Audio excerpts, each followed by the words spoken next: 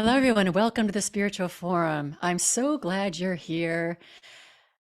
Thank you so much for supporting the Spiritual Forum podcast. The Spiritual Forum is a podcast, retreat, and prayer ministry, and we are here to bring hope to the world. We're here to bring inspiration to the world and to support you on your spiritual journey. So I encourage you to subscribe to whatever podcast channel you listen to, and or also on YouTube. So subscribe there, and also subscribe to the newsletter. Really appreciate it. I send out I send out a weekly newsletter, and you get the information on the latest podcast and some of my reflections on the podcast, and maybe a blog, and maybe an inspirational thought, and just a way to stay connected. Oh, by the way, I have put out a survey, a listener survey. So anybody who's listening who wants to give me feedback on the podcast, what works, what doesn't work, what you'd like to hear more of, I'll put that also on a link on this podcast page. So let me welcome my guest. Linda Bloom is a psychotherapist and marriage counselor who teaches communication seminars and relationship workshops. She's the co-author of the best-selling book, 101 Things I Wish I Knew When I Got Married. That's probably a book that a lot of us wish we had. She also co-wrote Simple Lessons to Make Love Last, Secrets of Great Marriages, and That Which Doesn't Kill Us, How One Couple Became Stronger at the Broken Places. Linda and her husband, Charlie, have been married for 50 years and offer educational and counseling services to individuals, couples, and organizations. In addition to their books, they have over 600 blogs on Psychology Today with over 10 million hits. They live and practice in Santa Cruz, California. Linda and Charlie's latest book, An End to Arguing, will be out this February 14th, just in time for Valentine's Day. Welcome, Linda. Thank you very much for having me. I'm delighted to be here with you. Yeah, I'm always interested in talking to relationship experts because relationships is where we learn everything about ourselves. And this is a spiritual podcast, so I always have a spiritual angle. And the relationships is really key to our spiritual path. The people that we're connected to are the ones that teach us the most. They're the ones that show us what we have to learn. They're the ones that show us our projections. And whatever it is, it helps us learn to be more complete, authentic people. So I think always talking about relationships is really, really a great thing for everyone who's on the spiritual path. It's really where our greatest challenges are, I think, don't you? Yes, yes. Keeps you in business. And congratulations for being married for 50 years. That's a huge accomplishment. I think most people think that's pretty special, pretty amazing. I'm so proud about it. And we had a big bash to celebrate our 50th wedding anniversary. And I had kind of a conservative wedding, do you know? And I finally got my hippy dippy wedding. Oh. And we had flower crowns, and we wore leis, and we were outdoors, and we got the whole community involved, and people took the mic and they sang songs and they brought poetry, and they made a testimonial about how they have been inspired by us and what they've learned from us. And it was just exquisite. I was flying high for 10 days after the event. Oh, that's amazing. I remember my own parents had a 50th wedding anniversary party where they flew everybody in. It was a big bash. And they also had a 60th. It was a little smaller. That was family. Well, I shouldn't say smaller. It was a very extended family, but two huge milestones for them to celebrate. And I'm at 42. That's a considerable accomplishment. That's serious working it out and learning about ourselves. Yeah, and it does seem rare. Maybe it isn't rare, but it seems like it is kind of something. Every time I mention it, people are like, "Wow, that's amazing! Good for you." So I think it is an accomplishment as long as you don't lose yourself in the process, which I think some people do when they hang on real long. But as long as you find yourself, which I think we'll be talking about today too. That's a key to a successful, committed partnership, is hanging on to yourself and becoming more of who we can be while still being deeply connected to another.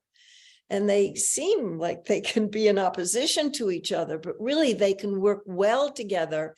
But it takes a lot of mindfulness practice to do it well. Yes, it sure does.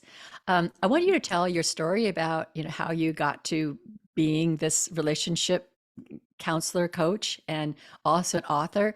But do you have like a bottom line, like what your message is to people regarding relationships? Do you have like an encapsulated message? Yes, we do. And it's do your own work. Ah, If you can get your attention off of your partner and what they're doing or not doing or saying or not saying, and you put your attention on yourself, that's where we've got the personal power to be able to make the changes that we want to make. And you know how Gandhi says, be the change that you want to see in the world. So when we dance our steps differently, our partner needs to dance a little differently with us. So in this book that's coming out on Valentine's Day, An End to Arguing, we have ample opportunity to practice keeping our attention on ourselves, because it's so tempting, because it's so obvious what they're doing and not doing and saying and not saying that is causing the difficulty in the relationship. It's much harder to self-observe and take responsibility for the part that is our own. And it's a demanding discipline. yeah, I think that the ultimate spiritual quest is do your own work. It really is, no matter what it is. And relationships just really put it right in front of you. And it's such it's so alluring to go, you're the problem, you're the problem, you're the problem. But it's like a boomerang. It always comes back for us to do our work. And there's a grain of truth in what the mind is saying. But if we follow that path, it's going to take us into arguments and resistance and feeling like a victim and powerlessness. And if we can come back to self, what is my part in this?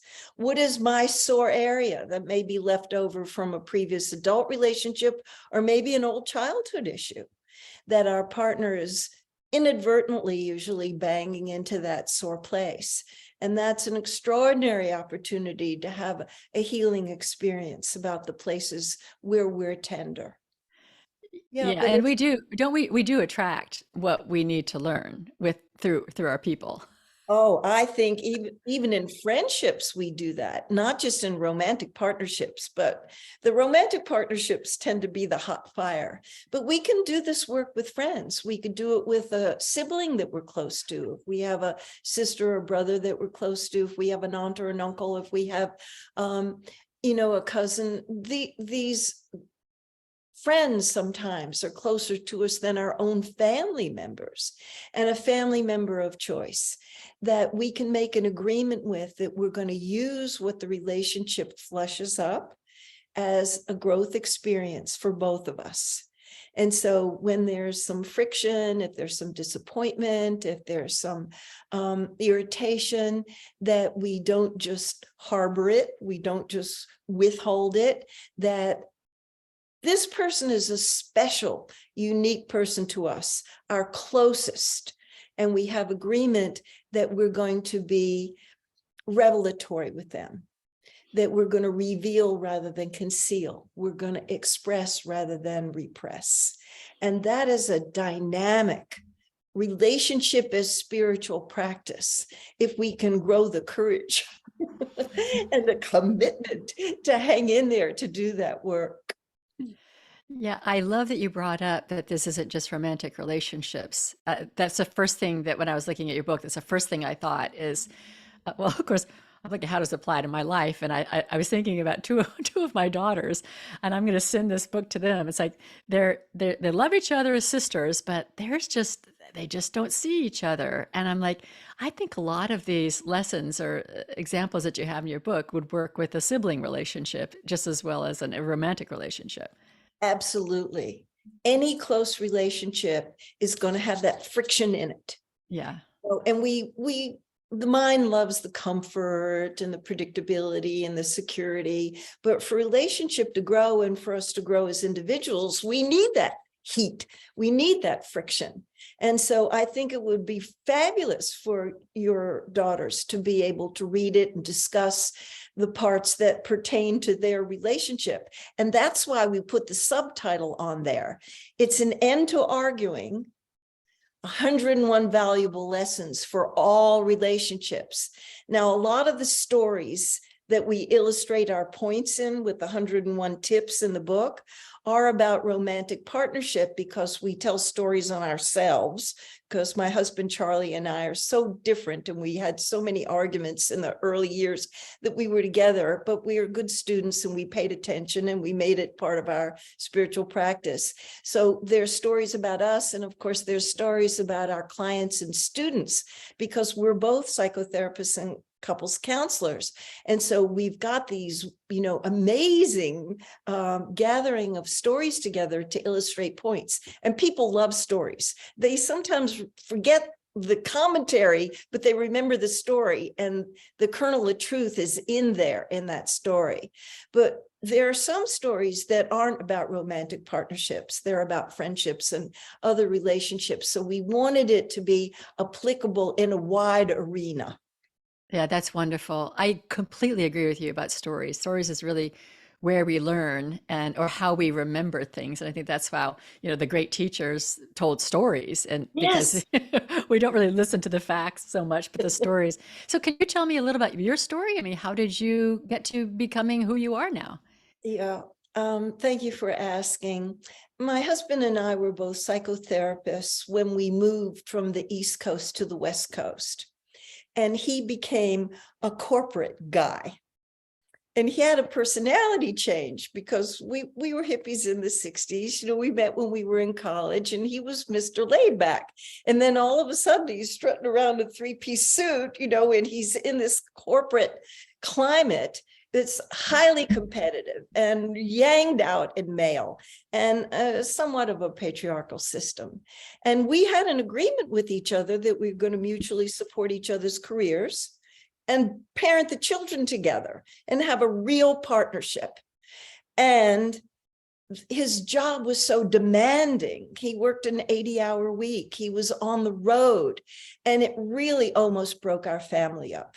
This was a long time ago. It was in the 80s, but it went on for 5 years. Mm-hmm. And I was just absolutely beside myself, because it was not a model of marriage that I ever wanted to have. I wanted us to be bringing these kids up together. And I wanted my career to thrive, and I had to cut it way back, because I felt like the children needed at least one parent present, because he was missing in action so much of the time. I missed him terribly, because we had enjoyed 12 years before he was a corporate guy, and we were very much in love. And I asked him, would he leave the job? And he said, our marriage won't be worth anything if you have me give up the job that I know I was born to do. So he was teaching seminars, and I was home with the kids like a 50s wife, and I was resentful.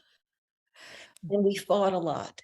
So on top of missing him desperately and being overtired from being a single parent most of the time, we fought horribly. But we paid attention. And that's when Stephen Levine, a gifted spiritual teacher, and Jack Kornfield came into our life. And we made an agreement that we were going to go and sit in meditation with Jack Kornfield at Spirit Rock every single Monday night for a year. And it was a life-changing experience. And doing a relationship workshop with Stephen Levine and his wife, Andrea, was a life-changing experience, because I got my attention off of how awful he was being. And I got it on myself. And I started to do my own work and practice forgiveness meditation and practice being present with myself, with more self-care and attention to myself, because I needed a lot more than I was getting. And I had to learn how to be with me and to love me. And that was one of the beneficial side effects of that difficult, challenging time. He finally did resign from that job the week before he turned 40 in a classic dramatic midlife crisis way. And we started our own business where we could make our own schedule, which had challenges of its own.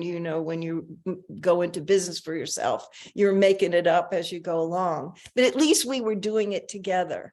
So we dodged the bullet. We got through that really demanding time without breaking up the family. And it was really close. It was just a hair away of calling the divorce lawyer. Mm. And so we started to teach seminars, because that's what he had been doing when he was in the corporate world. And people loved hearing our before and after stories. So we would tell gory stories about how unskillfully we used to fight with each other, and we would threaten and shout and walk away and stamp around and use statements, judgment, blame, you name it, we probably did it. And how we recovered from being unconscious combatants, doing everything to sabotage the well-being of a relationship, and how we learn to get vulnerable and speak the truth of what we felt and what we needed without the judgment in it. And so we knew where the line was between just having a difference and going over the line from complaint to criticism and blame and judgment, which takes you right into argument. It's okay to have differences. They're inevitable. But going over the line to an argument, conflict is not inevitable. That's optional. If we know where our lines are and we're doing our own work, to have the kind of self-discipline to know when the hell to shut up, and to listen well, to become a black belt listener. And so the demand for our workshops and for our counseling started to focus on helping the couples learn what we had learned in the trenches. And so Robert Bly says, let your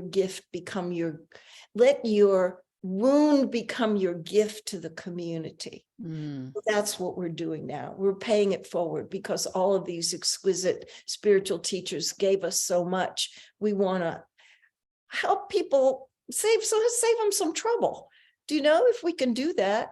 And so we've written 5 books now. I don't know if we're going to do more. I think maybe, but at least we've had our say, and we've put this practical wisdom with stories out there for the public to consume.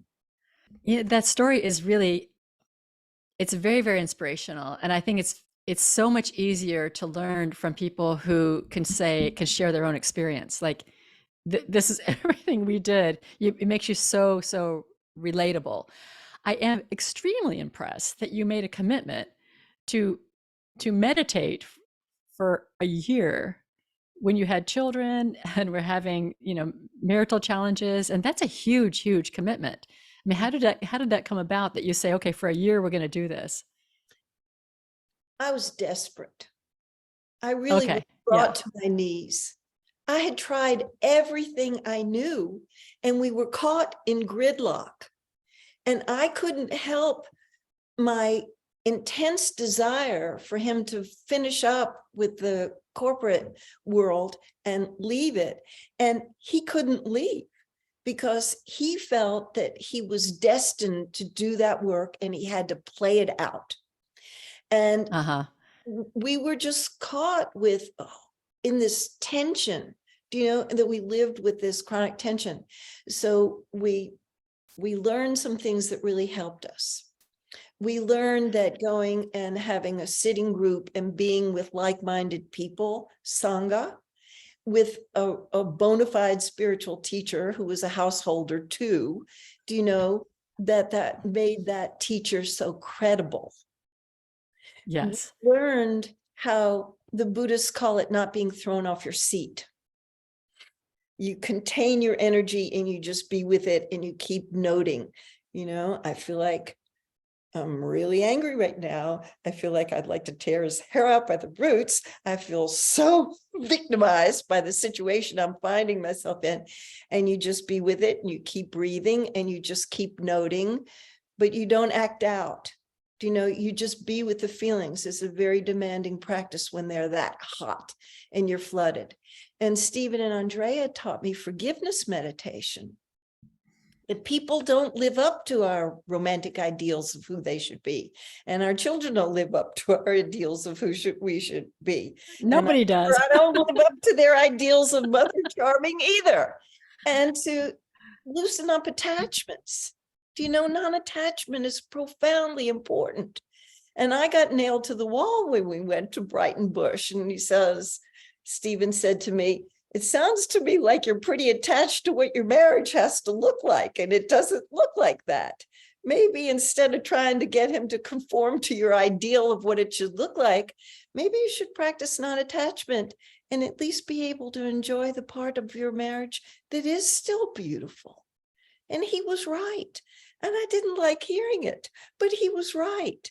So I did forgiveness meditation for most of that first year. It was my central practice. And sometimes I'd sit down to do my spiritual practice and I'd say, I'm holding you, Charlie, in my heart as if you're my own only child, Stephen taught me. And I forgive you for being away. No, I don't. You betrayed me. And some days I couldn't do it. But on another day, I could soften and I'd say, you're doing incredible work in the world. And I so respect what you're doing. And you're learning so much. And when you're here with us, you're a beautiful, devoted father to the children.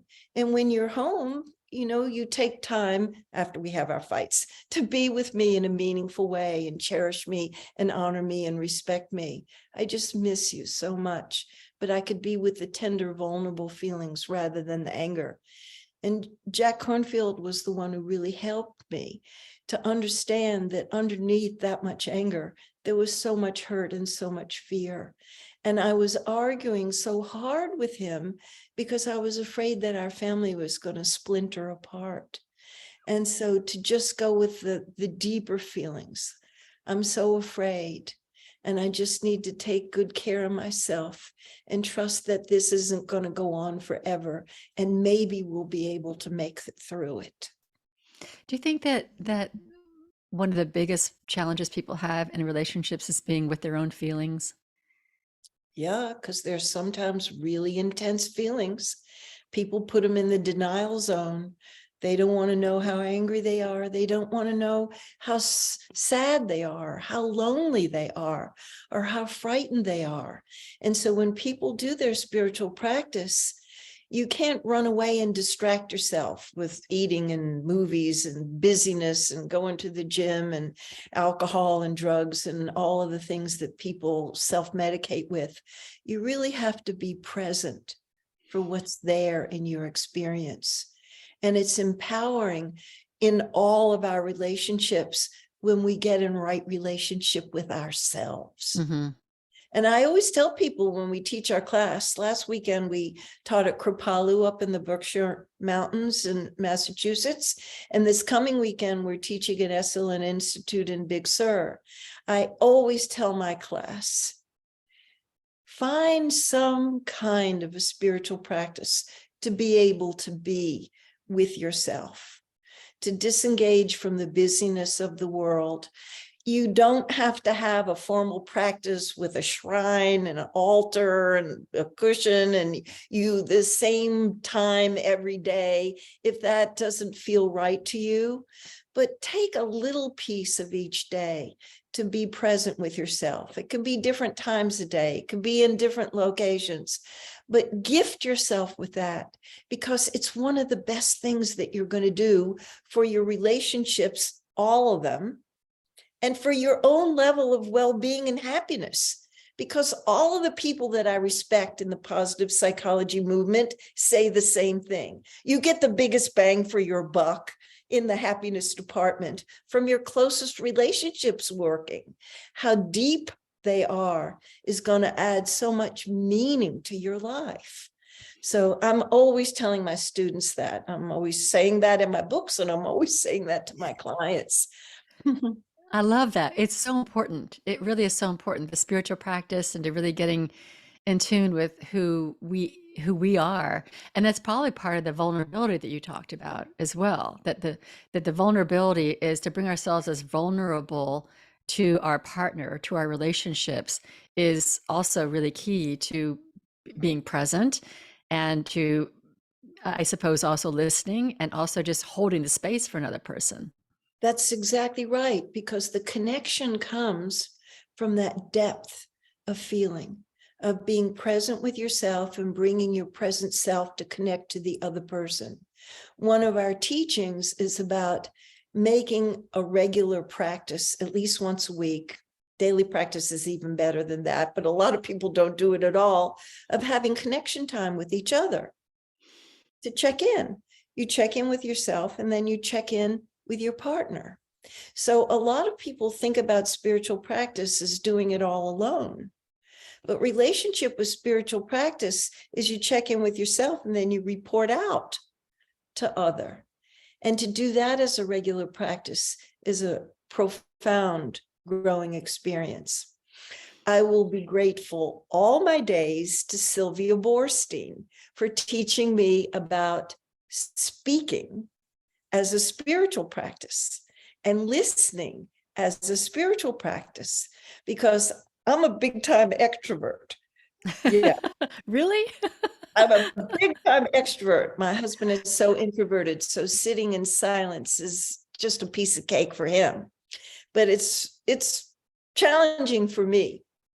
And when she taught me about talking meditation, I just wanted to sing a hallelujah chorus, because to be able to relate to my beloved, to be able to talk to my closest friends, my women's friends in my women's group, to my kids and my grandkids in a meaningful way. And when Sylvia taught it, she said, people talk so fast. Slow down and deliver your message, and then pause so they can really receive you. And when you're the receiver, be with what just was sent to you and feel into it. And don't shoot your response back too fast. Be with it. And it's a deep spiritual practice to talk back and forth in that way. So when my husband and I have our connection time, we try to do it as a spiritual practice, even if we're talking about the things we're planning to do that day, but to really be fully present for it and not be too offhanded about it. That's beautiful. It's beautiful you call that a spiritual practice. So do you just see couples? Do you ever have like one person coming and saying, I have this problem in my relationship? Do you always see couples together? It's ideal, but it's more often that we don't get the ideal, but we all. We got to be unattached. So we take the motivated person. Honestly, it's usually the woman. It's not always the woman, but it's usually the woman. And if one person says, I'm not really motivated to go, I tell the woman, then you come.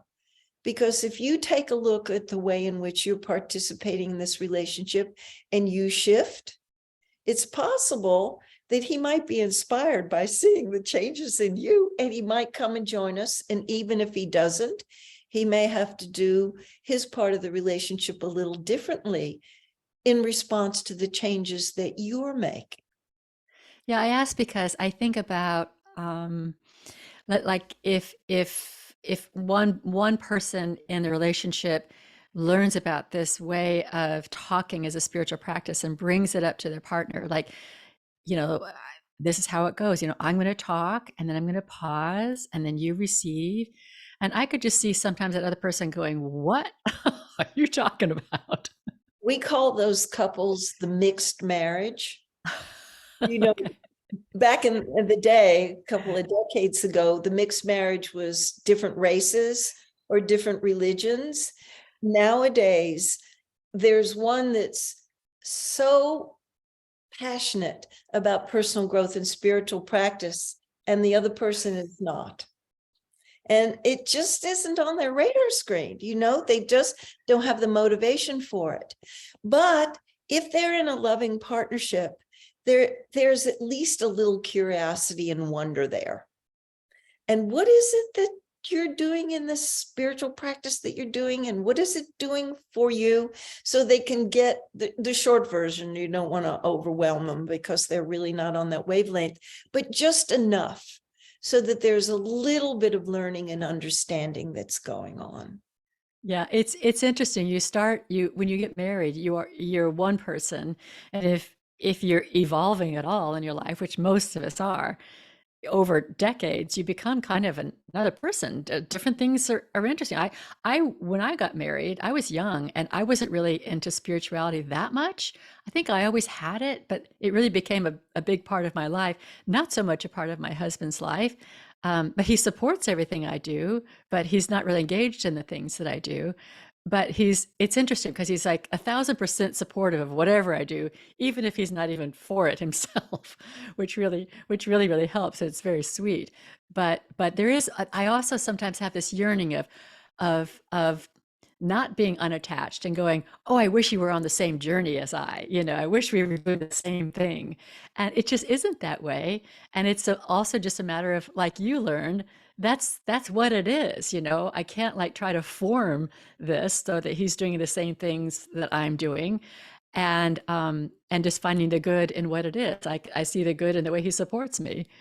That's beautiful. And it's one of our key teachings, is respecting the differences, Hmm. whatever they are.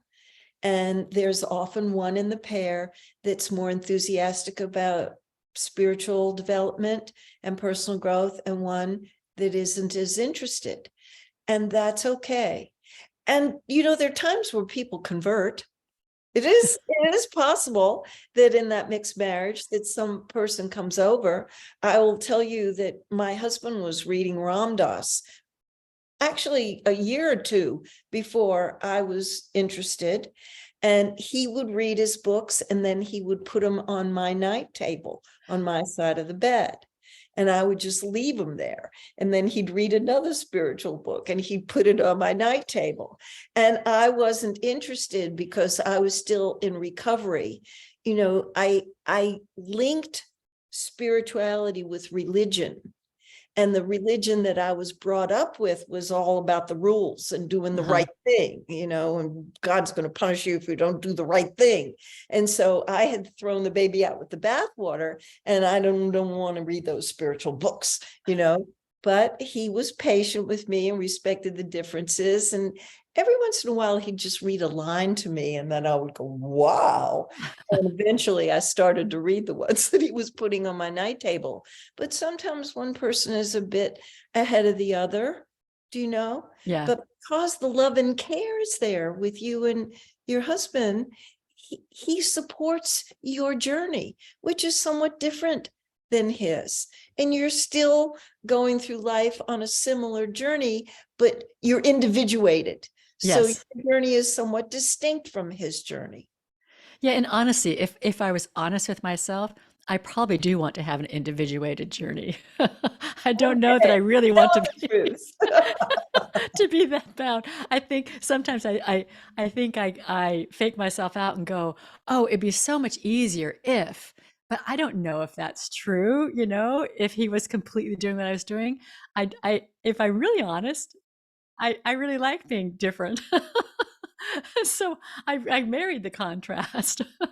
That's great. And you know what? I believe that we do pick people to partner with who are very different than we are for really important reasons.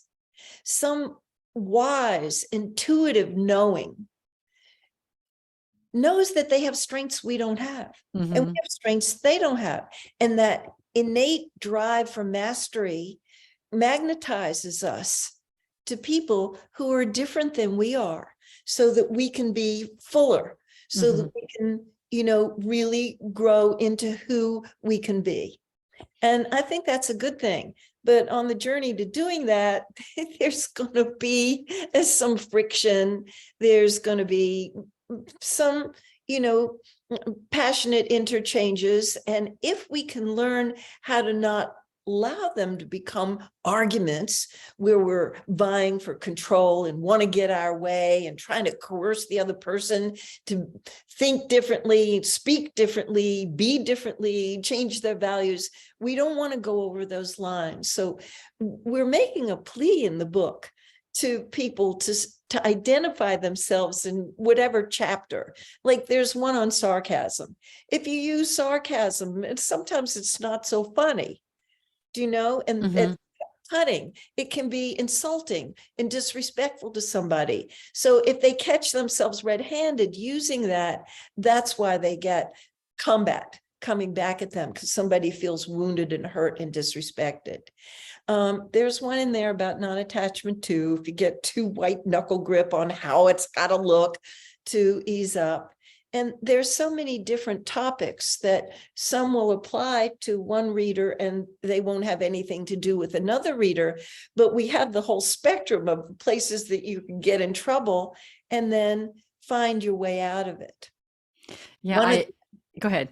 One of the chapters is about showing the depth of appreciation and gratitude, about seeing your partner through the eyes of appreciation and gratitude, and then not revealing that to them, not withholding that from them, and just your partner hearing that they're teaching you extraordinary, wonderful things. They're an asset in your life, that they're valued. Do you know, the little irritations, they can clear those, and they don't even have to bring them to your attention. It doesn't even need a discussion. It heads off trouble at the pass. Yeah, as I was reading through your book, I felt the same way. Like there's some of these I go, oh, I see that one. I see that one. Yep, there's me. And I go, that I don't see myself there, but I see something else. And I think it's really wonderful. You got 101. 101. And some of these, like here's grievances, triggered, irreconcilable differences, me or we, sore spots, honesty, forgiveness. There's just a whole bunch of things, and they're all short little chapters. And that's one of the things I like them too. It is a really good nightstand book that you don't have to get involved in a chapter and it's going to take you 2 hours to get through. They're short and they're little vignettes, and it's like, oh yeah, I can see that. Very, very simple lessons, not always easy, but simple lessons. And like just you said, that even just being grateful and expressing your gratitude, not keeping it to yourself, not withholding, is a wonderful lesson that will benefit every single relationship, all of them. It's been a powerful teaching for me. Yeah. To emphasize the positive, and to see my partner and other people in my life too, through eyes of appreciation and gratitude, rather than fault-finding eyes. I came up from a lineage that had too much fault-finding. And they thought that they were doing me a service to teach me that, but I had to unlearn some of the bad habits that were in my lineage, and replace them with ones that were more constructive. I want to tell you one of the chapters that's been very meaningful to me, and it's been having a conversation about having a conversation. Oh, I agree. Let's talk about that one. It's one of the very important teachings that I think is missing from some of the other wonderful relationship books. So I wanted to make sure to include that. When I came out of being anger phobic, I blurted things out too fast.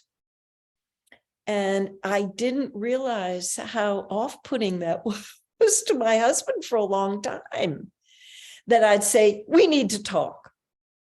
It wasn't inviting. I learned the hard way because I got resistance coming back before I even got really to express my concern. Finally, he told me, could you be a little softer and take your time? And I began by calling it introductory remarks, where I would approach him and I'd say, I have something on my heart, and I don't know if this is a good time for you to hear it. Would this be a good time? So he could take a look and see whether he was really open and available. And sometimes he'd say no, but at the end of the day, when I have some this, that, and the other thing accomplished, I want to sit down and I'll listen to you then. Or maybe he'd say, it's too late at night, I'm tired. How about we do it in the morning? But he'd rain check me. John Gottman is somebody that I really respect. he calls it softened startup. Ah. I replaced introductory remarks with softened startup to invite your partner into the conversation. Don't take them by surprise by blurting out the concern, and give them a chance to buy in. And if you say, I just want you to listen, I don't necessarily want you to give me advice. I'm not demanding any change on your part. I just want you to hear me out. There's another chapter about don't give unsolicited advice, which is also really very important. But that wasn't my learning as much as that was my husband's, that he would always be Mr. Fix-It. But it was very important for me to learn that how we introduce the topic that we want to speak about and have engagement, full engagement from the person that we're talking to. The way we start has a tremendous bearing on whether it's going to have a successful outcome. So we want to stack the deck for success. Yeah, I think that is so important because I think what happens is with a lot of people, they have this emotional something like it's building like, and it's almost like a volcano. Like I've got to get this out of me. My feelings, like I'm going to feel better if I just kind of explode my feelings. And it's like you vomit on the other person, and Right. then they're just kind of like left with the junk on them. Ah, It's energetic junk on them, and it never works.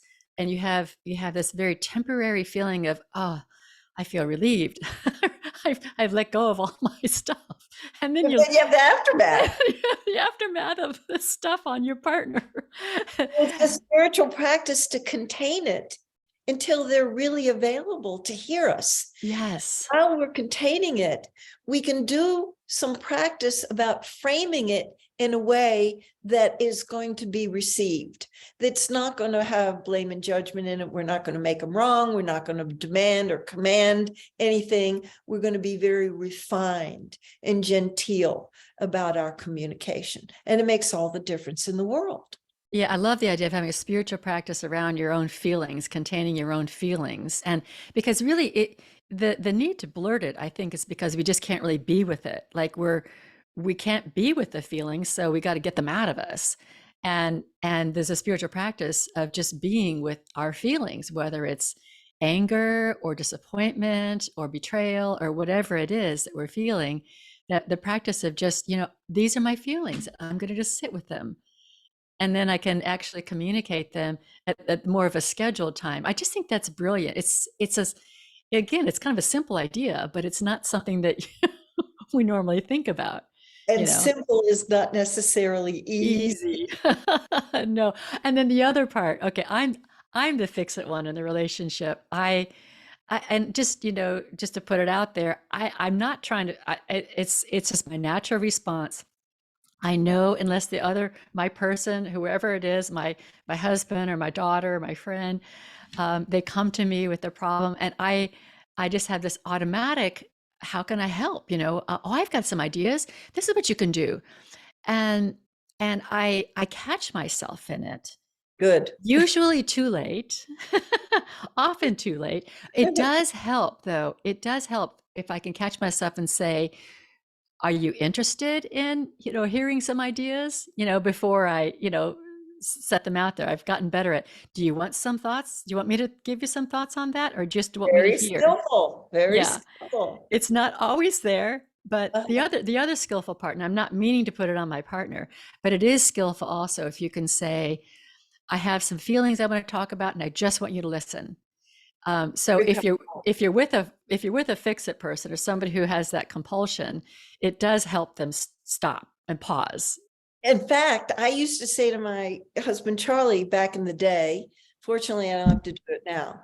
I'd say, I have something that's really upsetting me, and I would like to talk it over with you. But if you're going to be Mr. Fix-It and give me unsolicited advice, I'm not going to tell you. Yeah, that's wonderful. And yeah, he would get himself ready to just be a committed listener. Yes. I love Sylvia Boorstein has taught me a lot. She used this title for one of her books. Don't just do something, sit there. It's That's about great. being with whatever is going on in our experience. I feel so blessed that Sylvia Boorstein wrote an endorsement for our new book, An End to Arguing. And Yeah. Cornfield also wrote an endorsement for our new book. And I have such reverence for these two particular teachers that I'm deeply grateful that they gave me their blessing for the book. But they know that this whole book is about a mindfulness practice so that we don't have to cause harm. You know, Yeah. there's a chapter in it about harmlessness and committing ourselves to harmlessness. And that requires the kind of self-restraint to be with what we're experiencing before we act or speak in ways that can damage another person. And we must never use our words as weapons. Do you know, people are tender-hearted and people are sensitive, and they can be deeply wounded even by a look or body language. Do you know? And there's a section about repairing after we do some unskillful things, which I think is incredibly important. And all of the best relationships that I know, whether they're parent-child or sibling or friendships or romantic, those people are all champions of repair. Oh, that's wonderful. Yeah. Yeah. Forgive ourselves. If we mess up, fess up. I'm sorry, I made a mistake. I forgot. I hope you can forgive me. There's a chapter about forgiveness, about the timing that's important, and the willingness to let go and to allow people to be imperfect, because aren't we all such a mixed bag? We're all so imperfect. So we hope that people will cut us a little slack and be forgiving of us, and that energetic about being compassionate, being understanding, being forgiving, practicing non-attachment, that sets up an energetic and invites people to be in relationship with us, also with those high standards as well. That's really nice. I love that. I think that all that's just also part of being vulnerable. You know, it's also just being vulnerable and authentic. And as a minister, I've probably married maybe 100 couples, a good amount, and I'm always refining my talk on marriage. You know, so I talk about the couple, and then I have kind of a spiritual address on marriage. I'm always refining it, but you've made me think about some other things I want to put into my ceremony, because people, they vow to love each other, they vow to care for each other, but something like being committed to harmlessness is an interesting idea. You know, it's like it's another, it's something you don't hear very much. You know, like I'm committing myself to to to not harming you, and if I do, then I repair it. Exactly. It's again simple, not always easy, but a simple concept, and it's really beautiful.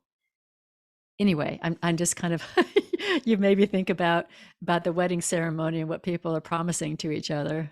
I'm delighting in having touched you in this moment. My husband and I wrote this book so that we could touch people in a meaningful way and have them think in creative ways, to pat themselves on the back for the things that they're already doing well, and to discover where their growing edge is, what they could do that would be even more magnificent and more wonderful than what they're doing already.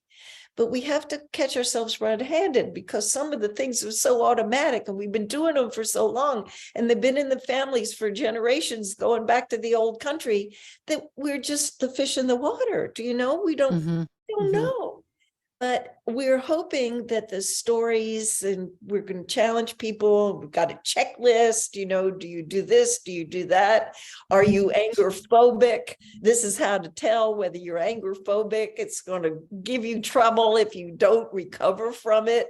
If you're a blurter, you need to, practice more self-discipline. It's going to give you trouble if you don't recover from it, to be able to come validating where you can tell the truth without blame and judgment. And so we wrote each chapter with an intention of being able to touch people's heart and minds in a way that would enliven them. Mm-hmm.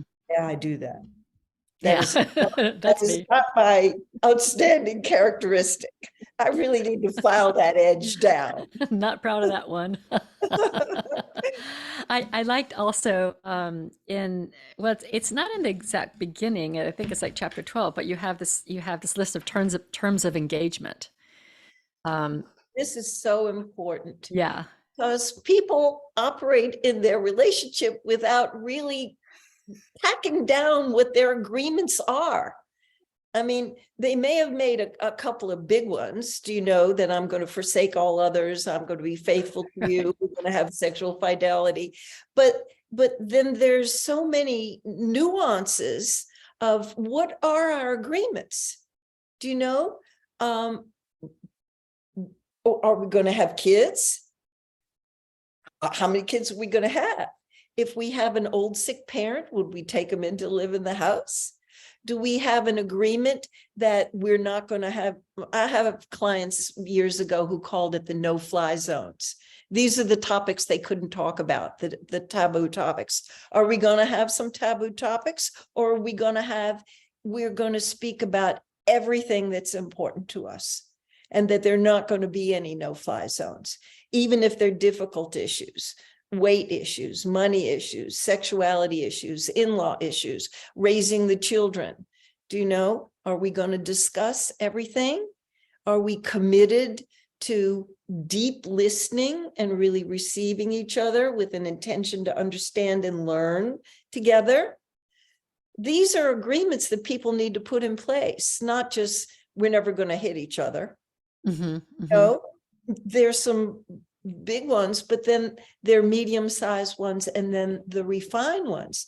And so every relationship needs some agreements.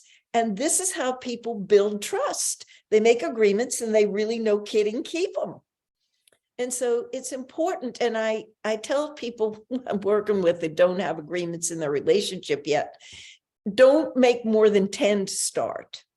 These are your 10 commandments. You're coming up with them together, and don't agree to anything unless you're ready to agree to it full heart.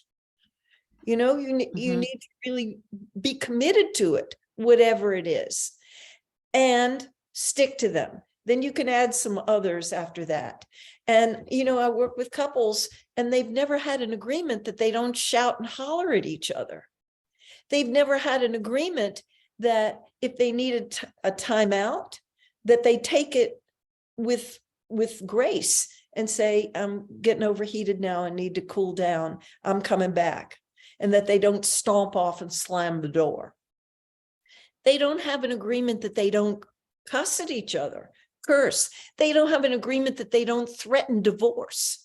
Do you know? I say you better get an agreement about that right away, that you don't ever talk about divorce when you're angry. I call that getting the big guns out of the house. And really see what it is that you want to be the guidelines and the ground rules of the game of your relationship. And you put on the table the ones that you would like. You might not get everything you ask for, but at least tell the truth about what you want. And then listen to your partner, because their needs are just as important as yours, not more important than yours, not less important than yours, but just as important as yours. And if you want to have a great relationship, not just an okay one, but you want to have a great relationship, both people have to really trust that their needs are going to be met in this relationship. And these guidelines are going to tell you a lot about what the other person needs to really feel fulfilled in the relationship. So I can't say enough about getting the agreements on the table and really follow them. Yeah, I completely agree. As you were speaking, I was remembering my youngest daughter when she was a freshman in college. She and her roommate created agreements, and it had to do with, when boys come, and and messy, when who's going to clean, all these kind of agreements. They had agreements. What was so beautiful about that is when the agreement was violated, they were able to point to the agreement, not to you. You did this. It was like, remember, we agreed to this, and this guy's still here. Remember, we agreed that the guy would be out by a certain time. And it deflects the personalness of conflict if you can point to the agreement. Absolutely. And there will be breakdowns in the agreements. Even if people are 100% committed to them, the old patterns have a force of their own. Die out right away. But both people are responsible for bringing it to awareness that the agreement didn't get kept. Now let's get back on our commitment to keep them. Yeah. Without the macaron.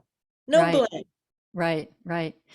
So Linda, we just have a couple more minutes, and I want to give you your last words of what you want to tell my audience about you and your work, and then we'll close.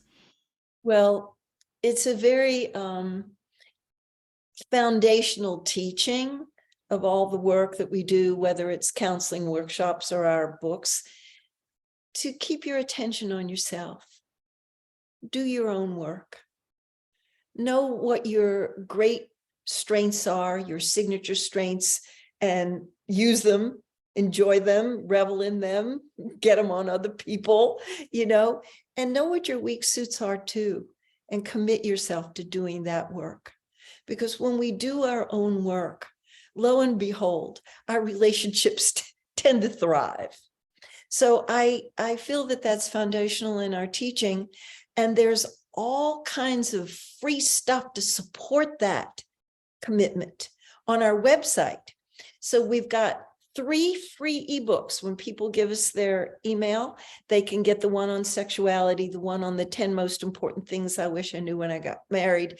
And then there's one about going for the gold, about really setting your vision and your aspirations high, about having great relationships, not just a great romantic partnership, but great relationships with kids and parents and siblings and friends, and even on the job.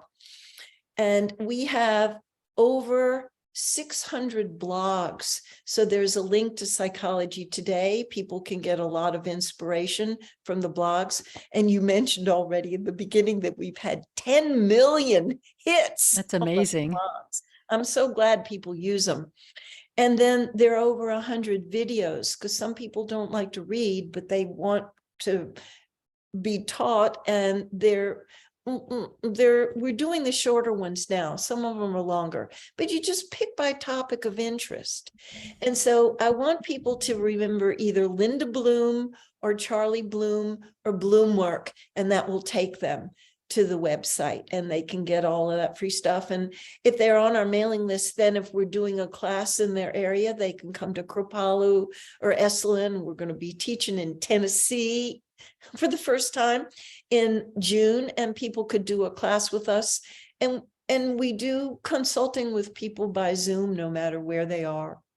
Well, that's wonderful. You're doing really great work, and I think your inspiration also teachers that people would be interested in, because you've done the work yourself, and you've really transformed your own relationship, and so you're a wonderful example. And I'll have the links to your webpage and everything on the podcast page. And it's just been a delight talking with you, and I just really appreciate your coming on.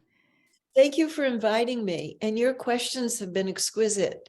They gave me a jumping off place, each one of them, so that I could give my practical wisdom. So thank you. And thank Great. you for the work that you do in the world.